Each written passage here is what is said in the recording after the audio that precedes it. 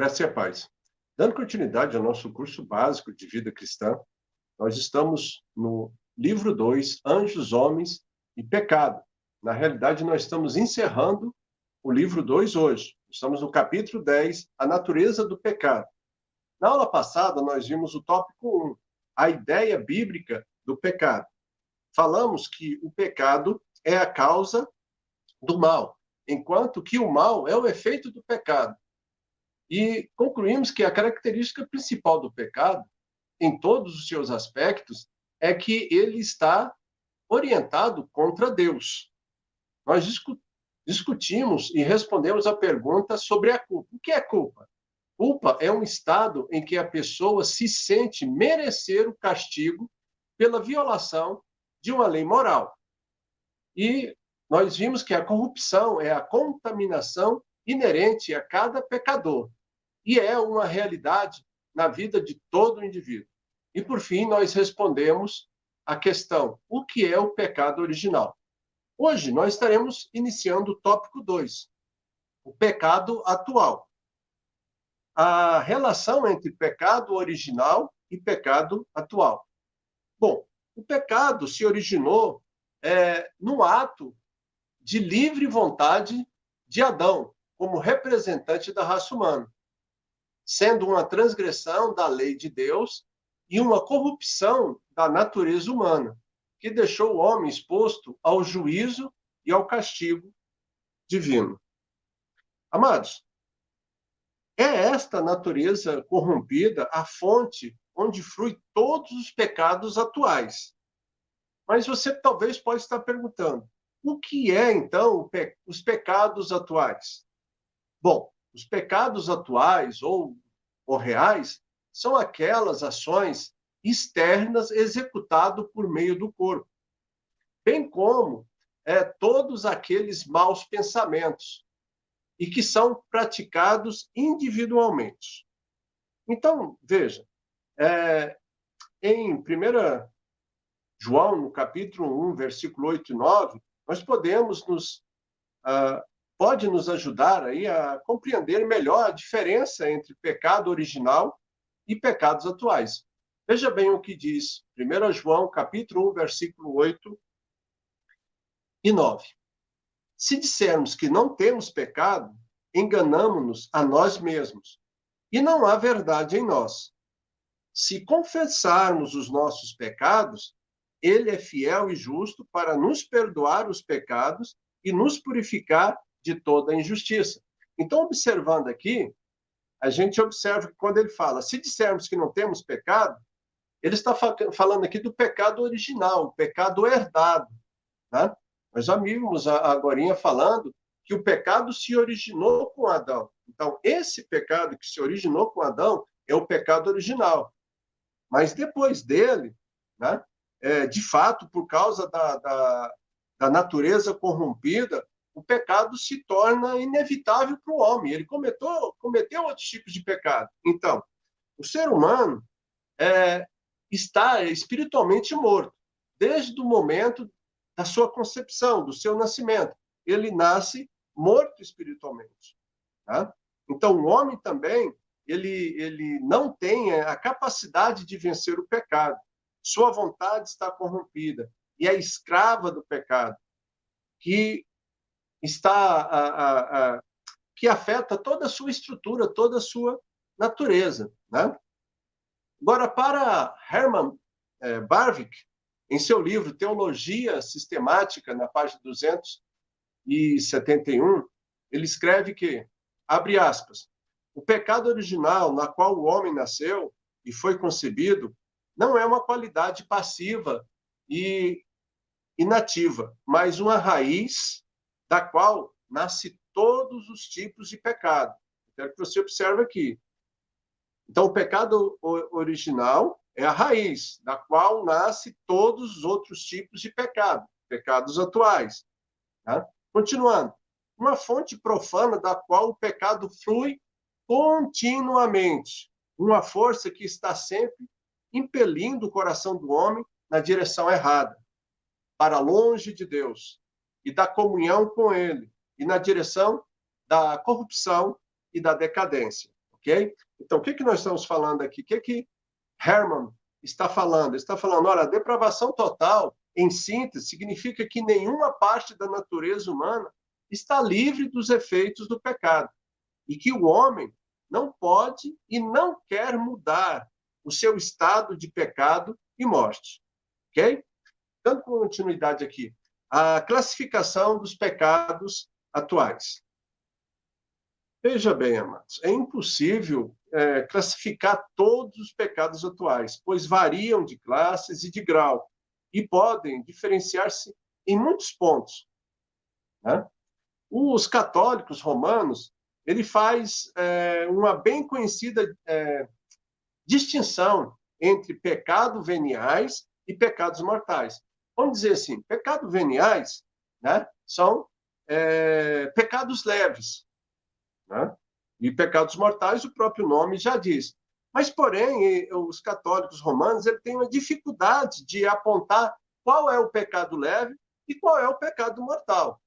Mas em Gálatas, no capítulo 5, no versículo 19, a palavra de Deus nos mostra, nos dá um ditame. Paulo ele nos traz à luz o que vem a ser os pecados, que ele descreve da seguinte maneira. Romanos capítulo 5, ou melhor, Gálatas capítulo 5, versículo 19 ao 21. Ora, as obras da carne são conhecidas, e são prostituição, impureza, lascívia, idolatria, feitiçaria, inimizades, porfias, ciúmes, iras, discórdias, dissensões, facções, invejas, bebedices, glutonaria e coisas semelhantes a estas, a respeito das quais eu vos declaro, como já outrora vos preveni, que não herdarão o reino de Deus o que tais coisas praticam. Então, observe, nós temos aqui uma lista de pecados. E Paulo, ele no final ainda vem e fala que ele já tinha advertido eles, né? Que além desses pecados, existe aqueles que são semelhantes a esses. Que ele já tinha falado para eles tomar cuidado, ele já tinha prevenido eles, falando, olha, quem praticar esse tipo de pecado não vai herdar o reino de Deus, ok? Então, o pecado tanto pode ser, amados, por comissão como por omissão. Então, vamos entender isso melhor. Isso quer dizer o quê? Que aquele que não faz o bem que deveria fazer é tão pecador diante de Deus quanto aquele, por exemplo, que pratica o mal ou derrama o sangue do seu próximo, tá? E na aula passada nós falamos, eu vou só trazer aqui, não vou mostrar, eu vou trazer aqui para você relembrar. Em Romanos, no capítulo 1, versículo 32, a palavra de Deus diz assim, Paulo adverte os romanos nesse ponto. Ora, conhecendo eles a sentença de Deus, de que são passíveis de morte o que tais coisas praticam. Não somente os que fazem, mas também aqueles que aprovam aqueles que fazem. Então, observe aqui. O que Paulo está dizendo? Ele está falando, olha, o pecado tanto pode ser por comissão, como pode ser por omissão. Ou seja, eu posso praticar a ação, ou eu deveria praticar uma ação, mas deixo de fazê-lo. Estou omitindo. Todos os dois são pecados. Bem, espero que você entenda esse ponto. Mas o que é pecado imperdoável? Bom, vamos lá para Mateus, no capítulo 12, versículo 31 e 32. Por isso vos declaro, todo pecado e blasfêmia será perdoado aos homens, mas a blasfêmia contra o Espírito não será perdoado. Se alguém proferir alguma palavra contra o Espírito Santo, não lhe será por isso perdoado, nem neste mundo e nem no porvir. Então, ficou nítido aí, tá? O conceito dos reformadores quanto ao pecado imperdoável, ou seja, de blasfêmia contra o Espírito Santo, é o que melhora, se harmoniza com a opinião que nós temos a respeito do assunto. Então, vejamos. Esse pecado, consiste na rejeição consciente, maliciosa e voluntária da evidência e convicção do testemunho do Espírito Santo, com respeito à graça de Deus manifesta em Jesus. Então, vamos tentar entender isso melhor. Ou seja, esse pecado não consiste em você duvidar da verdade manifesta em e por Jesus, nem em simplesmente negá-lo, mas sim em contradizê-la.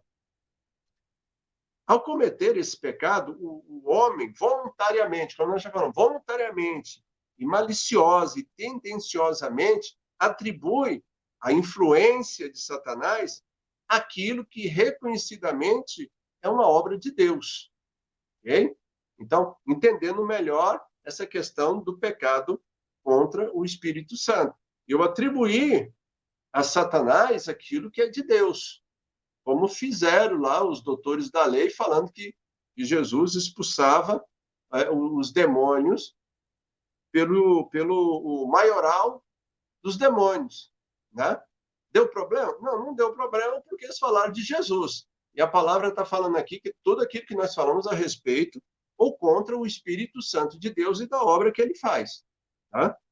Então, esse pecado é imperdoável não porque sua gravidade supere os méritos da obra de Cristo, né? Que ele efetuou na cruz do Calvário, ou porque o pecado foge aos limites do poder restaurador do Espírito Santo, mas porque nos domínios do pecado também há regras, há certas leis e ordenanças que foram estabelecidas e são mantidas por Deus.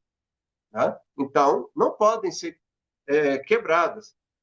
E esse pecado é tão grave que aqueles que têm cometido esse tipo de pecado, rapidamente eles manifestam um desafiante ódio por Deus e a sua obra. Né? Amém? Continuando, Hebreus, capítulo 6, versículo 4 e 6. Ainda estamos nos pecados imperdoáveis, amado, ok? Diz assim, é impossível, pois, que aquele que uma vez foram iluminados e provaram o dom celestial e se tornaram participantes do Espírito Santo e provaram a boa palavra de Deus e os poderes do mundo vindouro e caíram. Sim, é impossível outra vez renová-los para o arrependimento, visto que, de novo, estão crucificando por si mesmo o Filho de Deus e o expondo à ignomínia. Amém? Então, lembre-se, é o Espírito Santo que conduz o homem ao arrependimento. Se alguém tiver pecado contra ele, é óbvio que ele não incitaria ninguém ao arrependimento.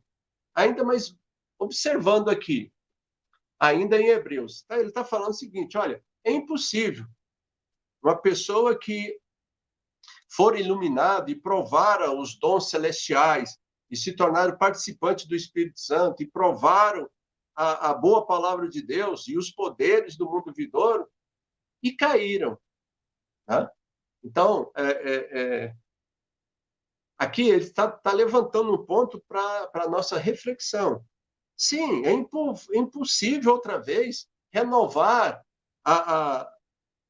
para o arrependimento. Amados, porque muitas vezes a palavra, e nós vamos ver isso mais na frente, ela nos garante alguns privilégios, né? E esses privilégios são aquilo que nos socorre nas nossas fraquezas, né? Então, eu tenho que ter conhecimento da palavra para poder usar e aproveitar de todos esses privilégios que o Senhor me concedeu, para que eu não entre nesse caminho de pecados imperdoáveis. Amém? Então, veja bem, continuando a explicação aqui, antes de irmos para o próximo ponto. Por quê? O Espírito Santo, a função dele, qual é a função do Espírito Santo? Bom, a função do Espírito Santo é me convencer do pecado, da justiça e do juízo. Né? Ou seja, sem a obra poderosa e irresistível do Espírito Santo, o homem não pode fazer nada em relação à sua salvação. Né? Porque se ele blasfema contra Deus, Pai, contra Jesus Cristo, ainda tem um Espírito Santo para interceder que vai conduzir ele a reconhecer o pecado dessa situação. Mas quando ele blasfema contra o Espírito Santo, não tem ninguém mais para fazer esse serviço. Ele vai estar afastando e afastado, ok? Continuando. O pecado e o crente. Vamos lá. O significado e a gravidade aí do pecado são melhor compreendidos pelo crente do que por qualquer outra pessoa. Nós temos que ter isso em mente, porque a gente tem a concepção que você tem conhecimento da palavra, que você é uma pessoa que lê a palavra, que medita na palavra, né? Você tem uma sequência de leitura anual com relação à palavra para você se apoderar dos seus direitos e dos seus deveres. Né? Conhecereis a verdade vos libertará.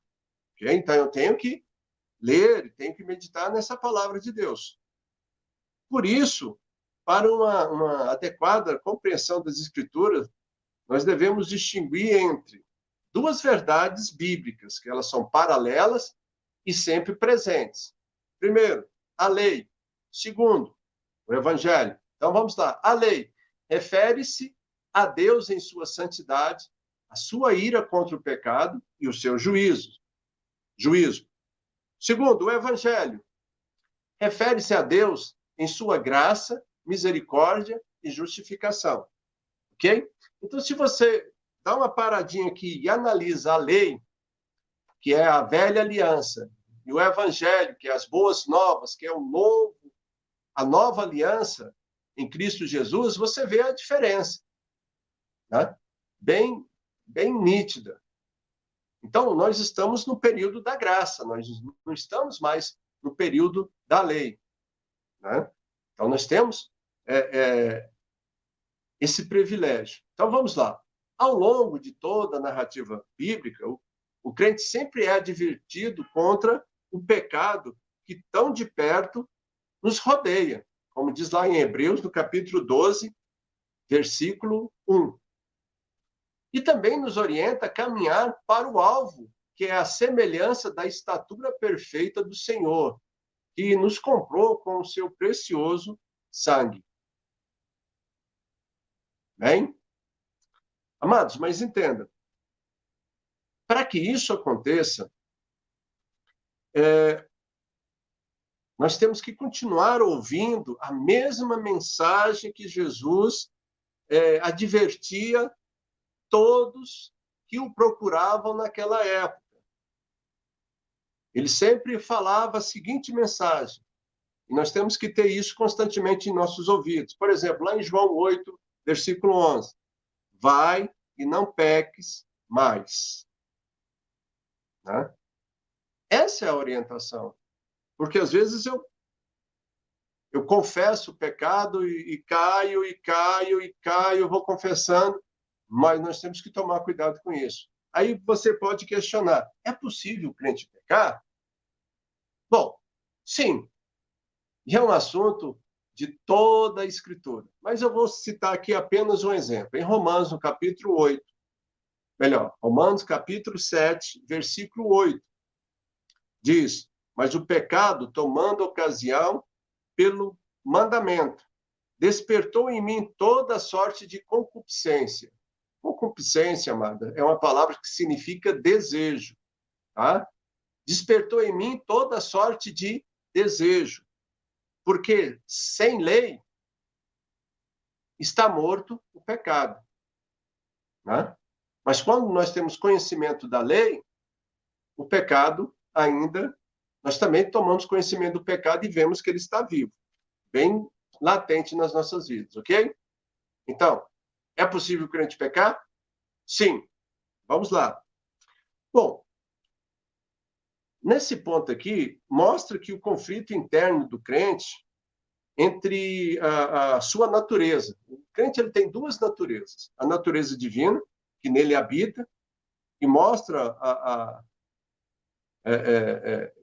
revela, né, que há a possibilidade do crente vir a pecar, né? Porque ele tem a natureza divina, mas ele tem aquela natureza caída ainda, está dentro dele ainda. Ele ainda não venceu completamente ela, né?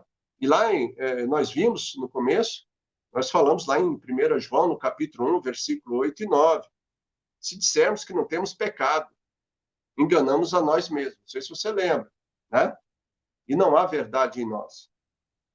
Se confessarmos os nossos pecados, ele é fiel e justo para nos perdoar os pecados e nos purificar de toda a injustiça. Hein? Continuando aí, amados. É evidente que o crente possui duas naturezas. Voltando aqui agora, e vou deixar registrado aí para você anotar. Duas naturezas. A natureza caída, sujeita ao pecado, e a natureza divina, implantada no crente através da sua ligação com Cristo, a videira verdadeira. Okay? Então, nós temos que ter isso em mente. Mas talvez você ainda possa questionar: qual a causa do pecado do crente? Pergunta boa essa, e difícil de responder, porque são muitas causas, porque o crente é levado à prática do pecado. Mas vamos citar apenas os três principais. Letra A, a natureza pecaminosa. Né? Lá em Romanos, no capítulo 8, versículo 21 e 22 diz: na esperança de que a própria criação será redimida do cativeiro da corrupção, para a liberdade da glória dos filhos de Deus. Porque sabemos que toda a criação, a um só tempo, geme e suporta angústias até agora. Ok? Então, essa natureza pecaminosa que contagiou o homem, não só o homem, mas toda a criação. Né? Toda a natureza. Ok? Letra B. O sistema mundial que está sob o domínio de Satanás. 1 João, no capítulo 2, versículo 15 e 16. Ele nos orienta: não ameis o mundo, nem as coisas que no mundo há. Se alguém ama o mundo, o amor do Pai não está nele. Porque tudo o que há no mundo, a concupiscência da carne, a concupiscência dos olhos e a soberba da vida, não procede do Pai, mas procede do mundo. Né? Lembrando mais uma vez, concupiscência significa desejo. Então, os desejos da carne, os desejos dos olhos e a soberba da vida procedem do mundo e não de Deus. Terceiro, a falta de oração e o cuidadoso estudo das Escrituras. Amados, observe essa advertência aí. Olha, qual a causa do pecado do crente? Primeiro, a sua natureza pecaminosa. Segundo, o sistema mundial em que ele está envolto, que é dominado. Quem que é o príncipe deste mundo? Satanás. Né? Terceiro, falta de oração e um estudo cuidadoso da Escritura. Lembra, nós falamos, nós temos que ler a palavra de Deus para nós termos conhecimento. Amém? Então, veja bem. Efésios capítulo 6, versículo 10 e 11. Talvez você já saiba de cor. Quanto mais sede fortalecidos no Senhor e na força do seu poder, revestidos de toda a armadura de Deus, para poderdes ficar firmes contra as ciladas do diabo. Amém? Mais uma questão. Quais as consequências do pecado na vida do crente? Entre as muitas consequências do pecado na vida do crente, vamos destacar alguns aqui. Letra A. A perda da comunhão com Deus. E Davi falou disso de uma maneira ímpar, por conhecimento de causa e de efeito também, né, irmão? Salmo 51, versículo 11. Ele pede: não me repulse da tua presença, nem me retires o teu Espírito Santo. Ele faz essa oração. Não me repulse da tua presença, e nem me retire o teu Espírito Santo. Segundo, letra B. Os inimigos encontram oportunidade de blasfemar de Deus. Ainda aqui continua Davi, porque vamos dizer assim, a causa daquela primeira oração que ele fez lá no Salmo 51, a consequência, né? Ou melhor, a causa foi isso aqui, a consequência foi aquela, né?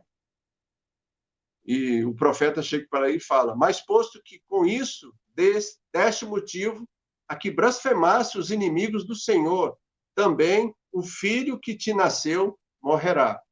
Isso aqui é aquela sequência de ele ter pecado com Betseba, né?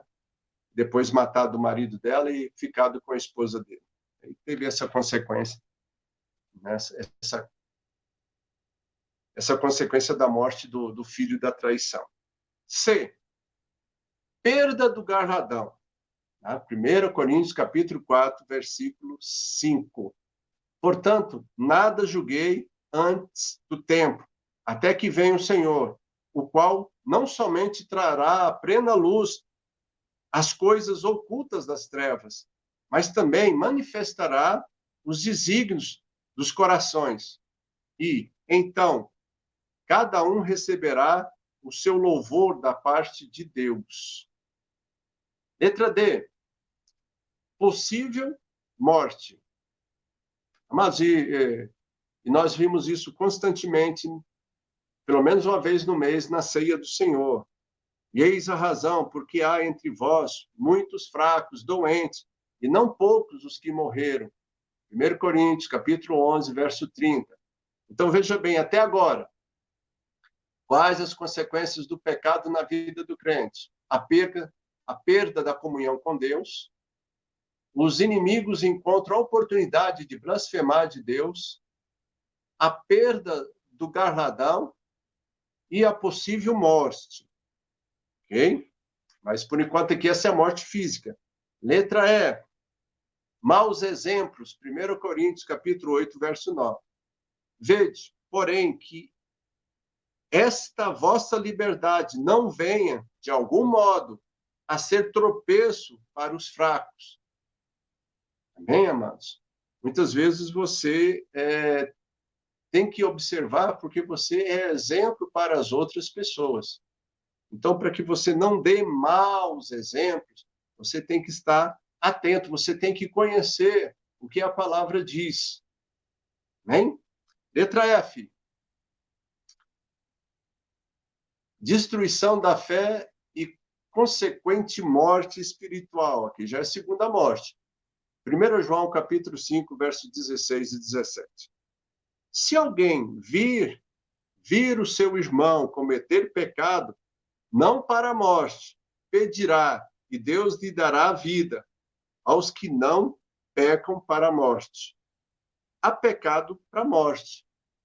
E por esse não digo que rogues. Toda injustiça é pecado, e há pecado não para a morte. Okay? Depois, se você quiser ter um aprofundamento aí, lá 1 João capítulo 5, tá? Ele fala mais sobre isso. Ok. Agora, como o crente deve tratar com o pecado? Como o crente deve tratar com o pecado? Né? O que a palavra de Deus recomenda ao crente sobre esse assunto? Letra A. Primeiro, reconhecê-lo. O Salmo 51:3 diz: pois eu conheço as minhas transgressões, e o meu pecado está sempre diante de mim. Novamente, é Davi falando a respeito disso. Letra B. Evitá-lo. Né? Evitá-lo. 1 Timóteo, no capítulo 5, verso 22. A ninguém imponhas precipitadamente as mãos. Não torne-se cúmplice de pecados de outro. Conserva-te a ti mesmo puro. Novamente aqui, Paulo dando uma orientação, né, a respeito disso. Letra C. Detestá-lo. Judas 23. Diz, amados, deixa eu explicar aqui rapidinho. Você vê que os outros têm capítulo, mas Judas, ele só tem um capítulo. Então, não há necessidade de eu colocar Judas, capítulo 1, versículo 23. Então, nesse caso aqui, eu coloco Judas e o versículo. Judas 23, já é o versículo 23, ok? Só para você entender aí. Diz, salvai-os, arrebatando-os do fogo. Quanto a outros, sede também compassivos em temor, detestando até a roupa contaminada pela carne. Ok? Letra D. Resisti-lo com confiança em Deus. Tiago, capítulo 4, verso 7. Suportai-vos, portanto, a Deus. Mas resisti, ou melhor, desculpa. Sujeitai-vos, portanto, a Deus, mas resisti ao diabo, e ele fugirá de vós. Né? Resistência. Vigiai e orai. Resistir. Letra E. Confessá-lo. 1 João, capítulo 1, verso 9. Se confessarmos os nossos pecados, ele é fiel e justo para nos perdoar os pecados e nos purificar de toda injustiça. Letra F. Deixá-lo. Provérbios 28, 13.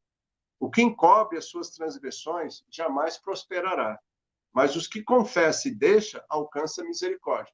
Então, observe aqui, amados, como o crente deve tratar o pecado. Reconhecê-lo, evitá-lo, detestá-lo, resisti-lo com confiança em Deus, confessá-lo, melhor, confessar o pecado, né, para poder abandonar, deixá-lo. Amém? Esse é o nosso comportamento. Então, observe aqui.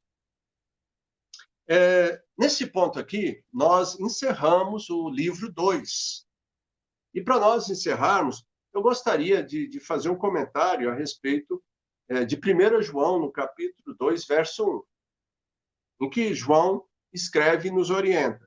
Filhinhos meus, estas coisas vos escrevo, para que não pequeis.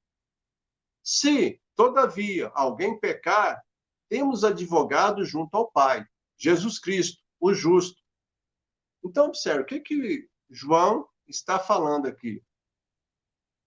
Ele está dizendo que o crente, o cristão, não foi liberto para continuar pecando. Contudo, né? Como nós ainda estamos no mundo, ainda estamos sujeitos a influências malignas. Mas, se isso por acaso acontecer como um acidente, não como uma coisa corriqueira, se ele vier a pecar, ele está orientando que nós devemos confessar e abandonar os pecados. Para quê? Para quê? Né? Para que seja restaurado novamente a comunhão com Deus. Amém? Bom, todo esse livro está na nossa playlist, né? Se você quiser aprofundar nos anjos, ou na criação dos homens, ou na queda dos homens, que é o pecado, você pode ir lá na nossa página, no playlist, você pode assistir todas as aulas, né? Para tirar toda e qualquer dúvida. E em qualquer momento que você tiver, você pode fazer a sua pergunta. Deixa aí nos comentários a sua pergunta e nós estaremos respondendo no tempo oportuno, ok? Então, na próxima aula, nós estaremos começando o livro 3, as Epístolas Paulinas 1. Bom, Paulo escreveu várias cartas, então, para não ficar uma coisa muito extensa, nós dividimos ele em 3 partes. Né? Na Epístola Paulina 1, nós vamos ver o livro de Romanos e Gálatas. Tá? Na próxima aula, no capítulo 1, nós vamos falar sobre a condenação dos pecadores, na Epístola aos Romanos. O tópico 1, introdução aos Romanos. Então, veja bem, na introdução aqui, nós vamos ver que Paulo ele vai responder a principal pergunta que acompanha o homem desde o princípio da história. Segundo, o tema central de Romanos é a revelação da justiça de Deus ao homem e a aplicação dessa nas suas necessidades espirituais. Terceiro, visto que Deus é bom, dá a cada pessoa a recompensa que os seus atos merecem. Ok? E, por fim, toda a raça humana pecou e distanciada está de Deus. Amém? Então, nós vamos começar esse tópico na próxima aula. Melhor, nós vamos começar esse livro na próxima aula. Espero que você possa aprimorar os seus conhecimentos das epístolas paulinas, né? E que Paulo possa estar falando ao seu coração, ok? Novamente, se você gostou, deixa o seu like. Se você não gostou, deixa o seu dislike, né?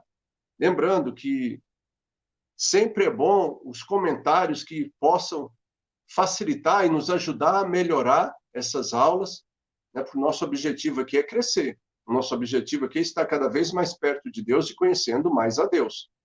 Tá bem? Então, se você puder ajudar o canal, indique o canal para seus parentes, amigos, esteja fazendo com que nós consigamos atingir o maior número de pessoas com a pregação da palavra de Deus através do estudo. Amém?